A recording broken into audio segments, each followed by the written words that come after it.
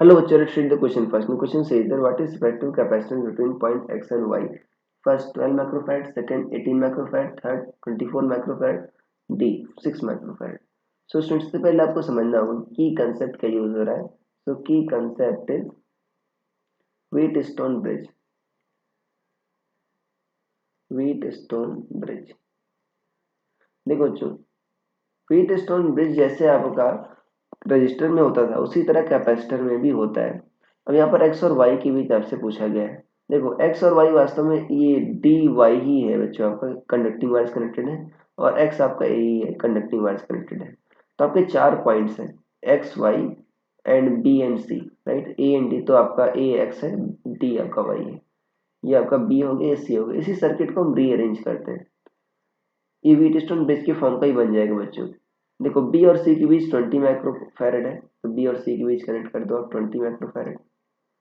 X और B मतलब ए और बी के बीच ये देखो 6 वाला कनेक्टेड है, राइट. ये पॉइंट बी है, ये पॉइंट क्या है आपका ए है.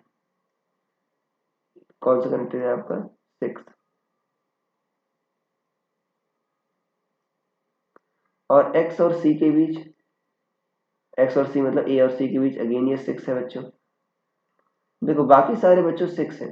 बी और देखो आपका डी के बीच, बी या बी और वाई के बीच ये 6 है आपका. तो यहाँ पे क्या लिख सकते हो, बी और डी के बीच 6 रखना पड़ेगा बच्चों, या बी और वाई के बीच क्या रखना पड़ेगा आपको 6. और सी और वाई के बीच देखते हैं, सी और वाई या सी और डी के बीच ये वाला है बच्चों 6, राइट.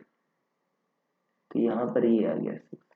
तो बच्चों पांचों हमारे कैपेसिटर्स हो गए. अब देखो जो रेशियो आ रहा है बच्चों 6/6 इक्वल टू 6/6, इसका मतलब बी और सी क्या है, इक्वी पोटेंशियल है. तो हमको इनको रिमूव करना पड़ेगा, राइट. जो आपका ये मिडिल वाला कैपेसिटर है, राइट. अब देखो बहुत ही सर्किट बहुत ही आसान हो गया. सी और जो 6 और 6 बच्चों क्या है ऊपर वाले ब्रांच में ये सीरीज में है, इस तरह नीचे वाले भी 6 और 6 क्या है सीरीज में है. और सीरीज में कैपेसिटर क्या होता है, combination wise 1/C equal to 1/C1 plus 1/C2.